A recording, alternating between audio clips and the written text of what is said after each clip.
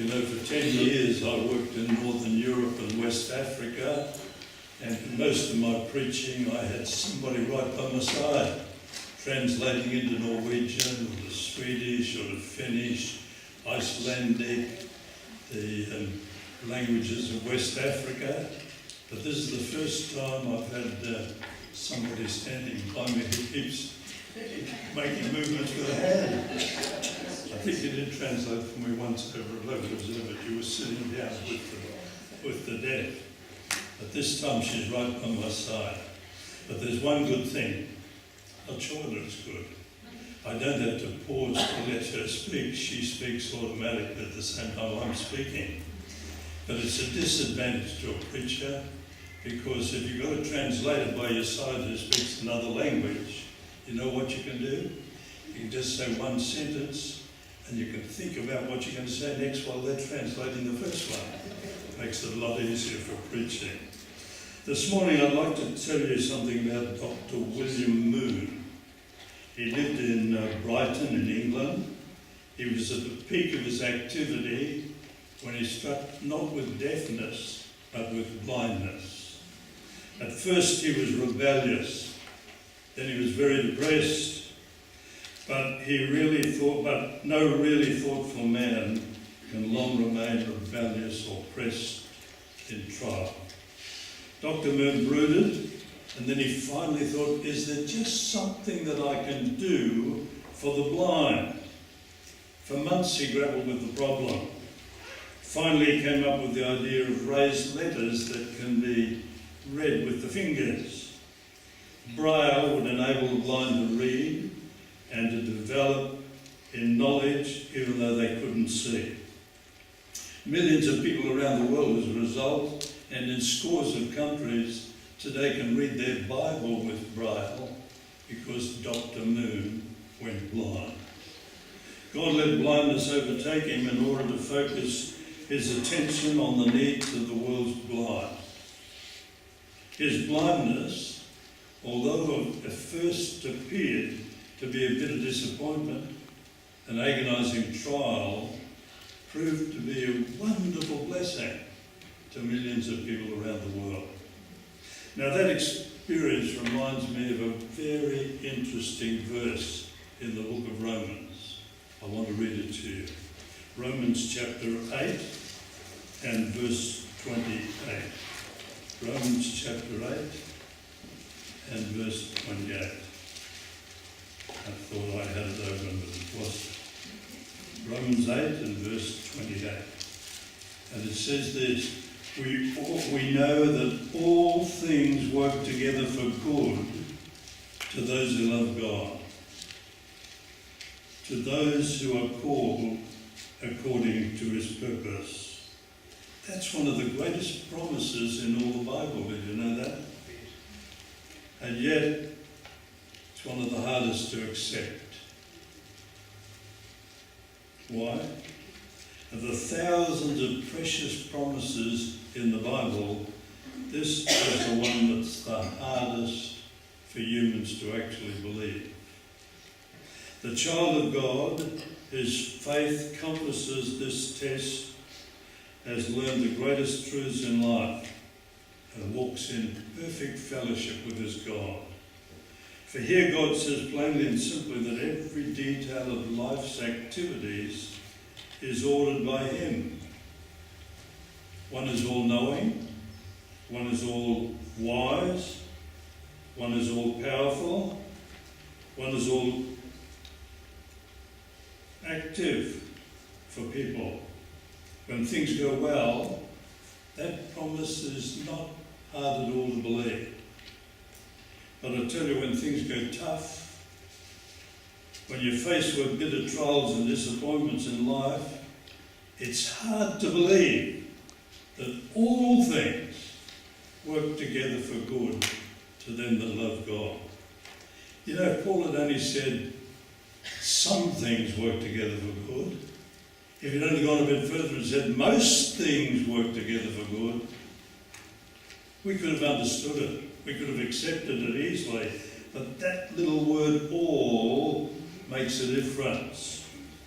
It makes Us immediately think of the heartaches, of the disappointments, of the illness, of the pain, the inconveniences, the poverty, the slander, the persecution.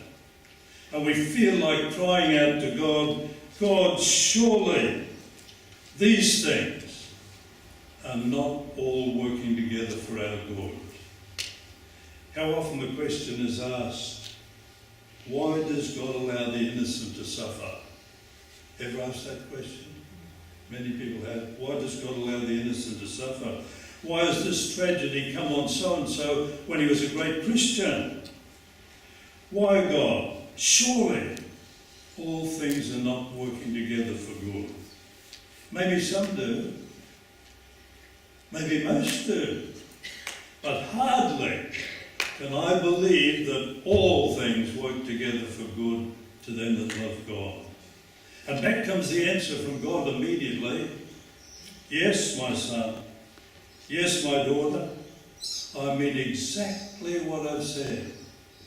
All things, the bitter and the sweet, are working together for you.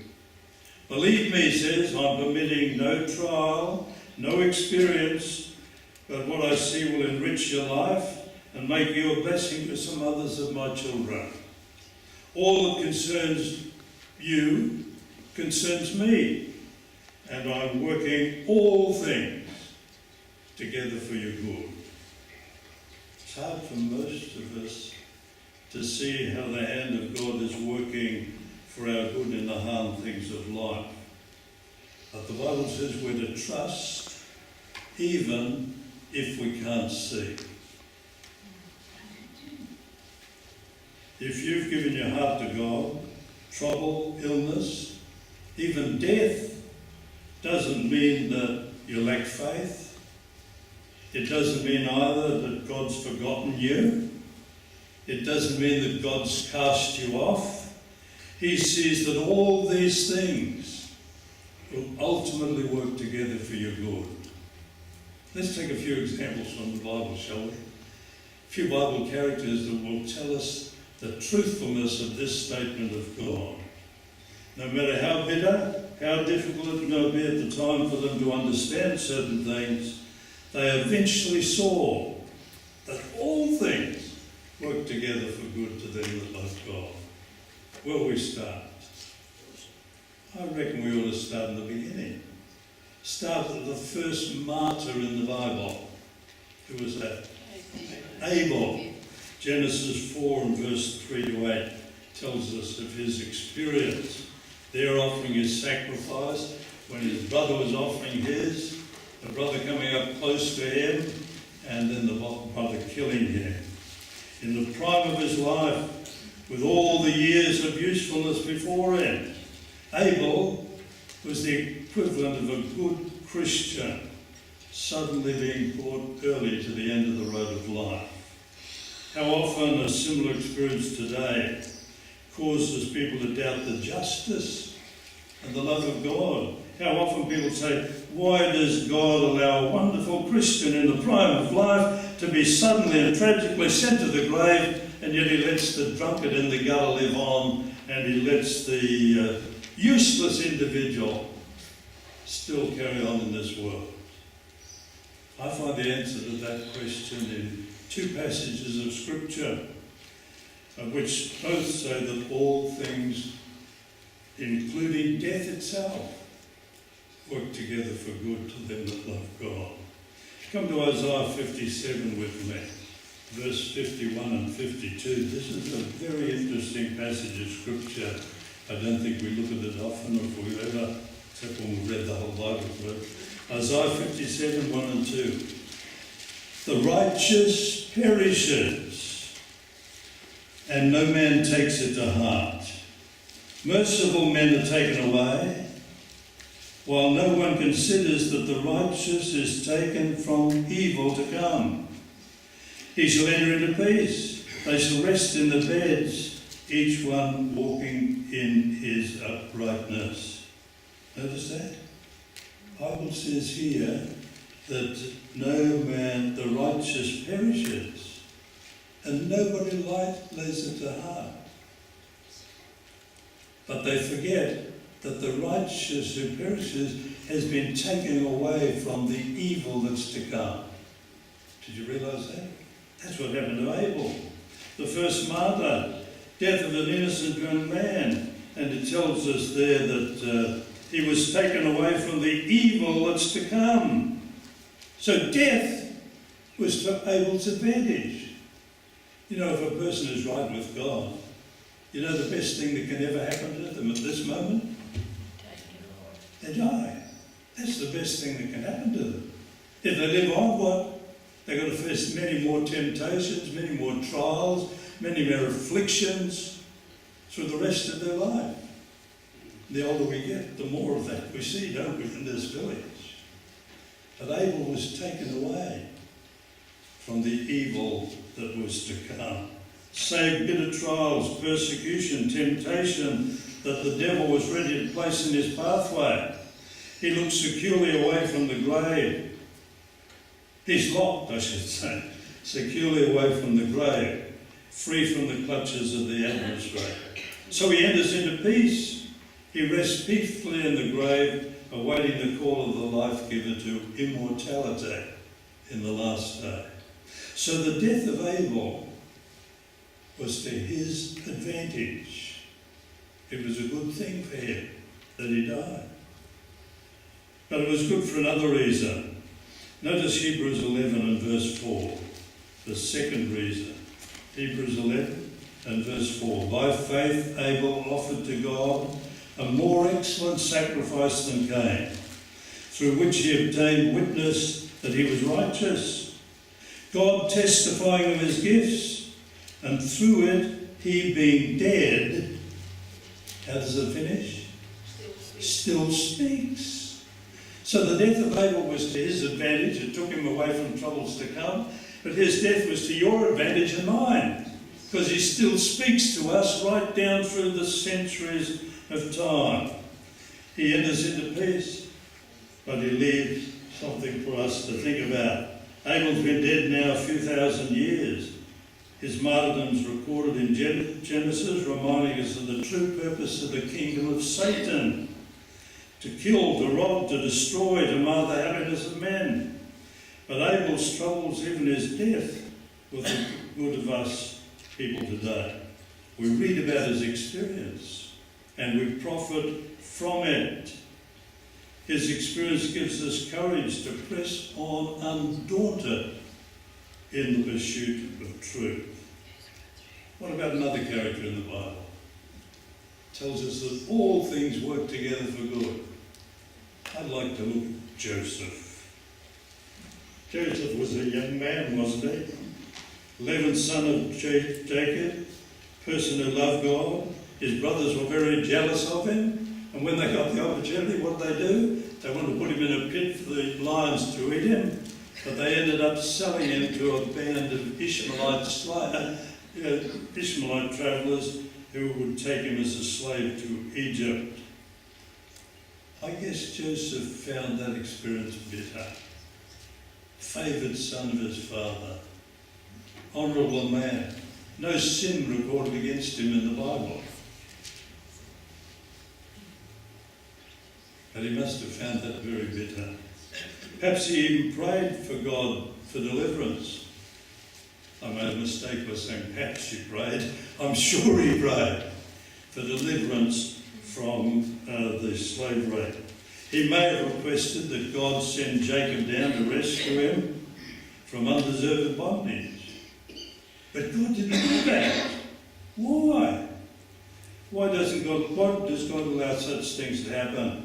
Why doesn't he answer our prayers as soon as we ask them and in the way we ask them? Why doesn't he deliver us from affliction? And the experience of Joseph gives us the answer. And what a wonderful answer it is. God says to the questioning heart, fear not, neither be afraid, for all things work together for good to them that love God.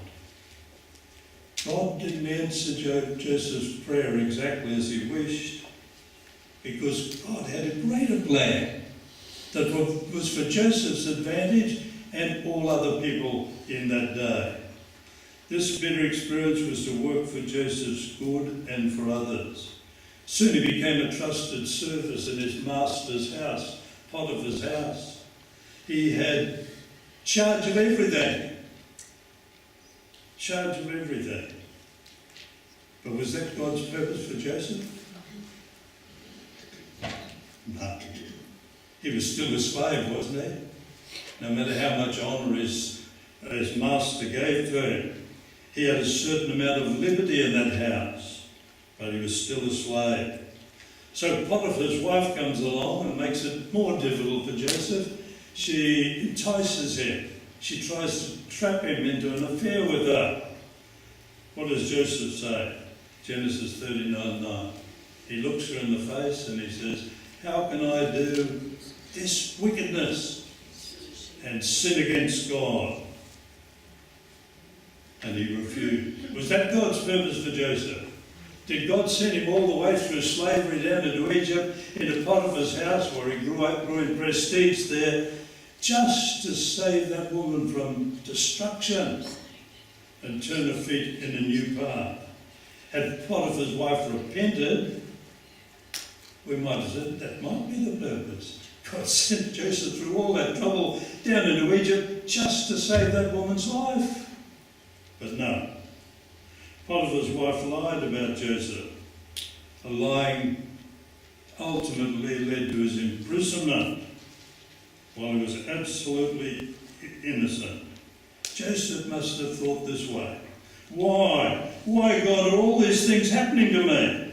I've been true to you and your word, and yet you brought me down to the lowest depths, a slave imprisoned in a dungeon for something I didn't even do. How can all things work together for good? Joseph could have said that, as many people say today, but I don't think he did. Joseph's faith was complete in God. He trusted him in all things, even if he couldn't see. And God didn't forget Joseph, did he? His plan was working through trial and affliction, and it wouldn't fail. He was called before Pharaoh, taken out of the prison, and he saved the lives of all the Egyptians from starvation, as well as his brothers and the whole of his family as well. He was reunited with his father and his brethren just when they needed him most. They escaped the famine. But if Joseph had remained at home and never gone down and be sold by his brothers into slavery, they would have probably all died in Palestine in that great famine, as many Egyptians would have as well. Joseph had a lot of trouble. He went through bitter trials, terrible experiences, but he learned at last on, looking back through it all, yes, God, all things work together for good to them that love God. When his brethren came before him for the last time to buy corn, do you know what he said to them? Do you want to know what he said to them? Genesis 45, and notice it in verse 3 and 5. Genesis 45 and verse 3 and 5. Then Joseph said to his brothers, I'm Joseph. Does my father still live? But his brothers could not answer him. They were dismayed in his presence. And Joseph said to his brothers, please come near to me. And they came near, and he said, I am Joseph, your brother, whom you sold into Egypt. But now, and listen to this carefully, be not therefore grieved or angry with yourselves because you sold me here. Why? For God sent me before you to preserve life. Joseph got it. He looked back at his life and all its troubles, and he said, God does all things and works them together for good. You sold me down here, but don't be worried about it. I've forgiven you. But God sent me here for a purpose, to preserve life. You see, God sees a man of faith, or a woman of faith, one he can trust. And he says, through this person, I can let troubles cooperate to benefit many people. Therefore, if God lets a great amount of trouble come upon you and me, why? It's because he had confidence in us. And he can see that many will benefit by our example of faithfulness in trouble. Would we grumble? Would we find fault if we knew God was helping someone else near and dear to us by our example in trouble? All right, let's go to a third one. Who's the third one you'd choose? We've had Abel, we've had Joseph. I reckon the third one has to be Moses. Moses couldn't explain the reason of those long, weary and seemingly wasted years in the desert, minding sheep in Jethro's farm for 40 years, when God had chosen him and told him he'd lead Israel out of Egypt. He'd deliver them. But in the end, Moses understood it all. God was using this experience to prepare him for the tremendous task of guiding a rebellious, fault-finding, ease-loving children of Israel in 40 years up to the promised land.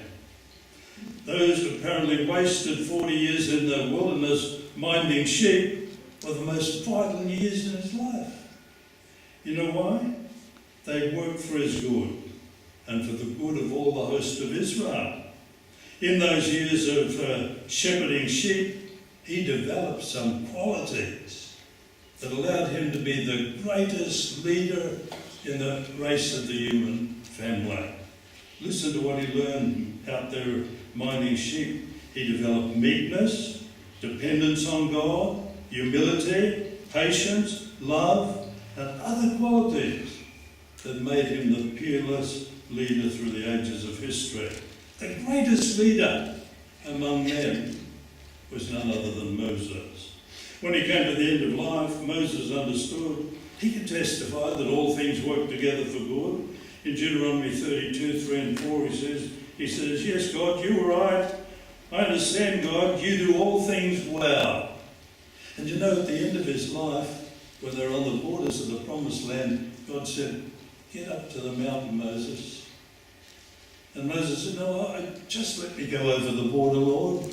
Let me lead them into the promised land. I've been with them for 40 years. I've put up with a lot, but I want to see them safely in the land of promise. And God said, Moses, get up to the mountain, view the promised land, and then lay down and die. That must have been pretty hard for Moses to take. God, you're not being fair. God, you're being pretty tough on me. Look at all I've done. Look at all I've suffered to bring the children of Israel to the point of deliverance into their promised land, and you won't let me go in. But he trusted God. He believed God. All things will work together for good. And so without question, he climbed up the mountain, and he's there. He saw the land in the distance, and he lay down and died. But he got a pretty good surprise very quickly, didn't he? All things do work together for good. He obeyed, and because he obeyed God, even though he wasn't real happy about it, he was raised to life, taken to heaven, and he's been there for a few thousand years. God, Moses understood, does all things well. Who's the fourth one? I've chosen 5. Who's the fourth one? I reckon it was Job, don't you? Job. Job. What a classic example of trouble, affliction and death is found in the family of Job. He lost his sons, he lost his daughters, he lost his cattle, he lost his property, he lost everything. He was reduced to boils from head to foot. And then his wife came along and she said, Job, curse God and die. He took a lot, didn't he? Tremendous lot. Tremendous lot. When Job tried to reason out the cause of all his calamities, all that fell on him with lightning rapidity, when he tried to fathom why God, have you allowed this to happen to me? You know what Job said in chapter 10 and verse 15? I'm full of confusion. I don't blame him, do you? He was just completely confused by all these things that happened to him. However, Job's faith in God was complete. By it, he was able to pierce the sorrow, the loss, the humiliation, the pain. He grasped in faith the promise that all things work together for good to them that love God. Listen to his words in Job 13, and notice with me verse 15. Job chapter 13 and verse 15. And it says here, though he slay me, yet will I trust him. His faith in God was complete. After it was all over, faith turned to sight, and he could see it all. He could see it all. God hadn't brought the trials. The great adversary, the devil, had done that. But God had permitted those calamities to test Job's faith so that he might bear a faithful witness against the great enemy of the human family, against the devil. God knew that Job was a man who could be trusted on. He also knew how much God could take from Satan. He said to Satan in chapter 1 of Job, in verse 12, he said, okay, you can have my servant Job. Do whatever with him you want to do, but how far? Don't take his life. You can put him to any test you like. God's confidence was not misplaced at all.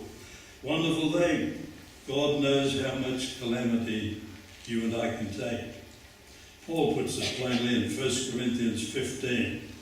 1 Corinthians 10, I should say, and verse 13. This is a great verse, great promise. What does he say here? 1 Corinthians 10, 13. Sorry, I've got 2 Corinthians 10. Okay, here it is, you know it so well. No temptation has overtaken you, except such as common to man.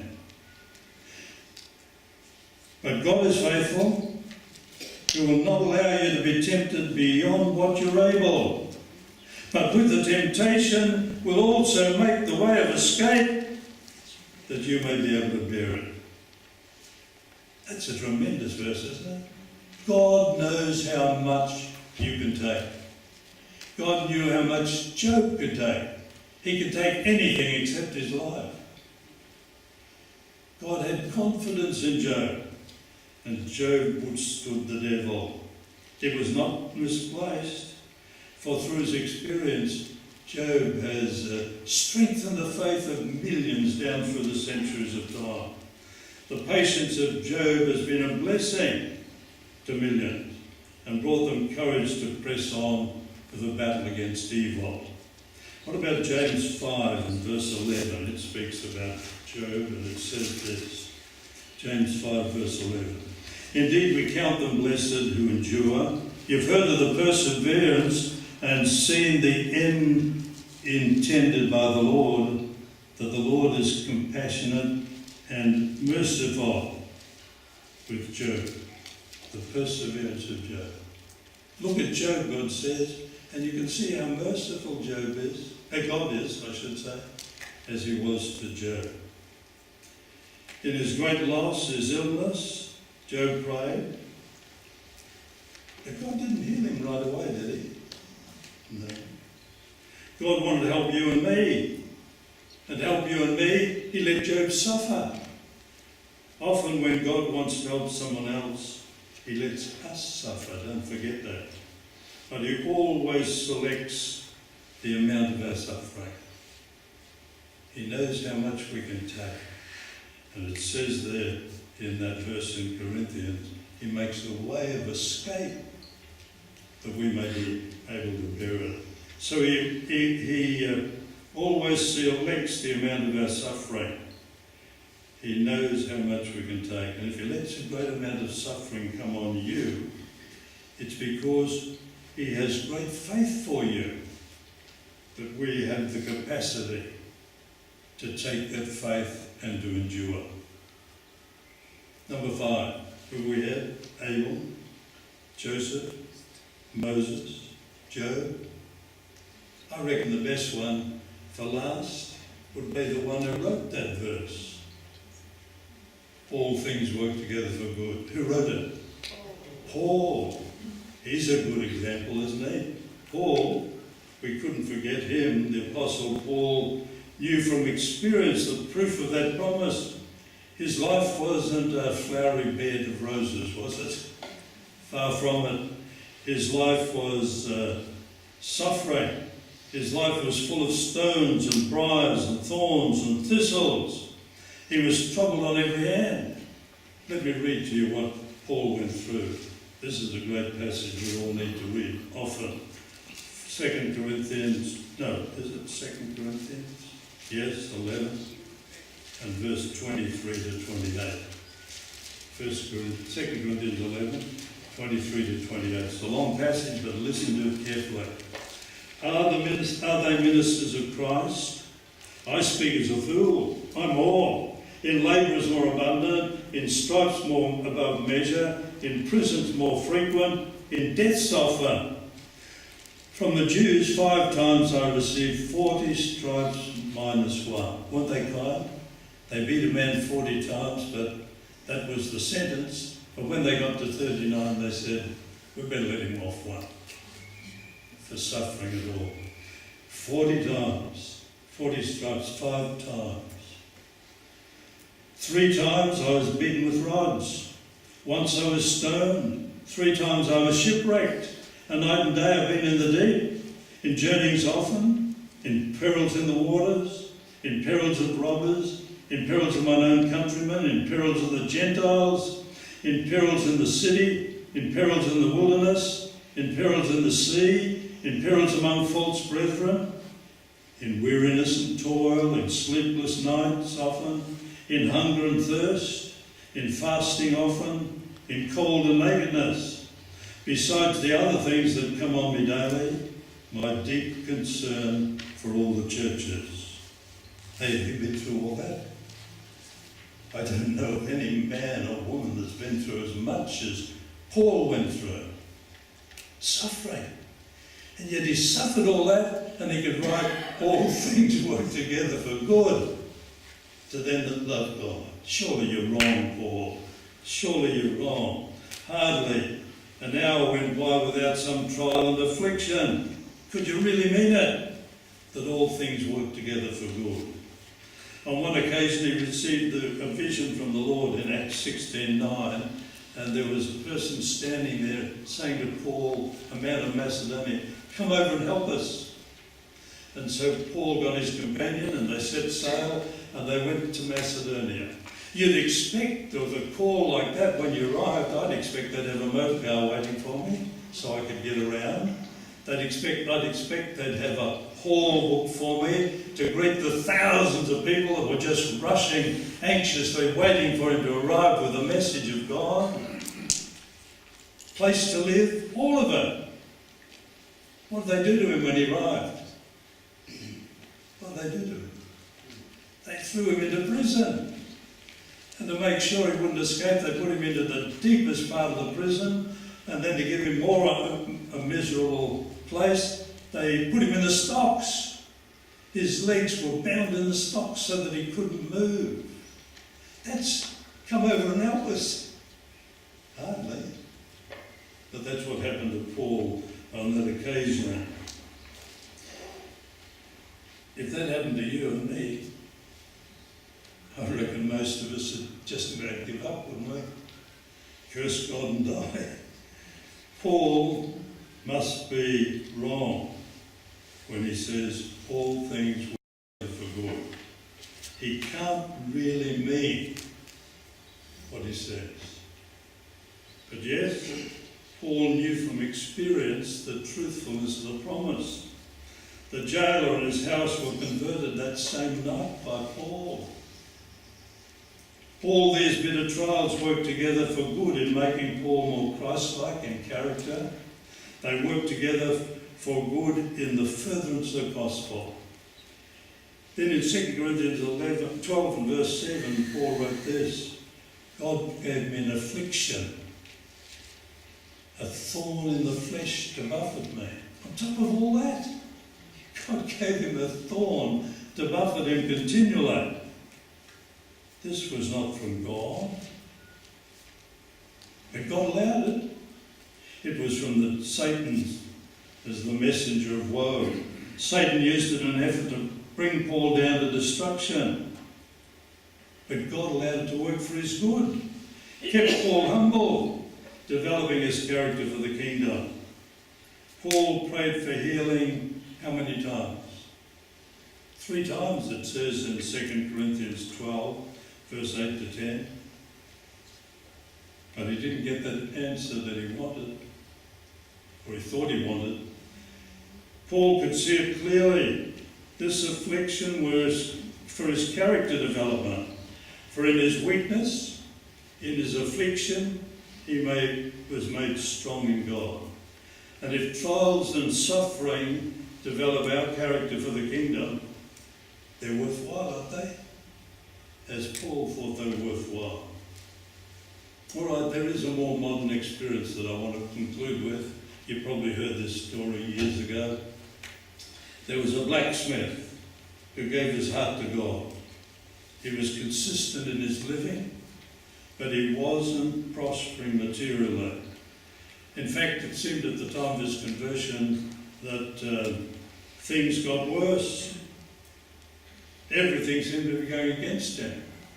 Along came a non-Christian one day, a Job's comforter, and he said to the blacksmith this: "It seems strange to me that so much affliction should come to you at the time when you become an earnest Christian. Of course, I don't want to weaken your faith in God or anything like that, the very thing he was trying to do. But here you are, trying to do your best, being faithful in every way that you know how, praying for God's help and guidance, and yet things seem to be getting steadily worse. I can't help wondering why." The blacksmith didn't answer straight away. He'd been thinking about the same thing.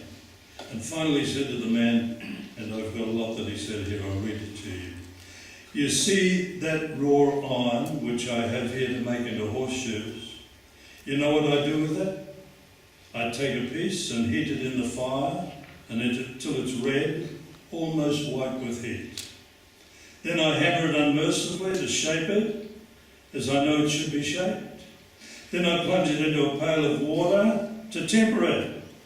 Then I heat it again and hammer it some more. And I keep doing that until it's finished." Then he said, "Sometimes I find a piece of iron that won't stand up under the treatment. The heat and the hammering and this water are too much for it. I don't know why it fails in the process, but I know that it will never make a good horseshoe."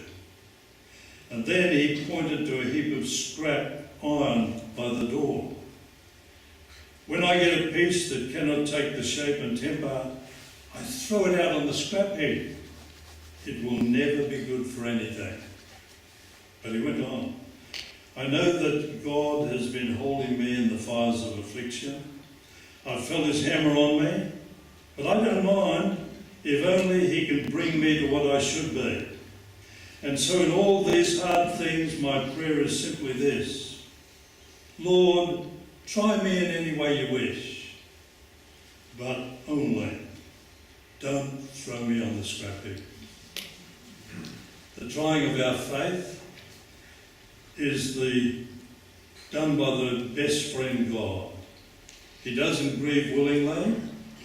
He knows that trials and afflictions, adversity will develop our character in preparation for the kingdom, and will also influence others for Christ. He knows the fiery trials will cause us to become more firmly grounded in his love. Somebody wrote this verse in my autograph book when I was at Avondale many years ago. You've probably seen it in many autograph books. God has not promised skies always blue, flower-strewn paths all the way through. God has not promised sun without rain, joy without sorrow, peace without pain. But God has promised strength for the day, rest for the labour, light on the way, grace for the trial, help from above, unfailing sympathy, undying love. So in times of loneliness, in times of sickness, sorrow and dismay, may we be able to look up into the face of Jesus as did the men of the Bible and say, Lord, work your work of grace in my life. Do as seems best to you, for now I know that all things, not just some, not just most, but all things work together for good to them that love God. We thank you, Lord, for the promise that while the road ahead is not easy for us because of the activities of the master of evil, that you're there by our side, leading us every step of the way. And if only look as the men of the Bible looked into their lives, through all their troubles and trials, they saw that all things, not some, not most, but all things, work together for good to them who trusted in the Lord. May that be our experience as we look forward to the future, and we ask it for Jesus' sake. Amen.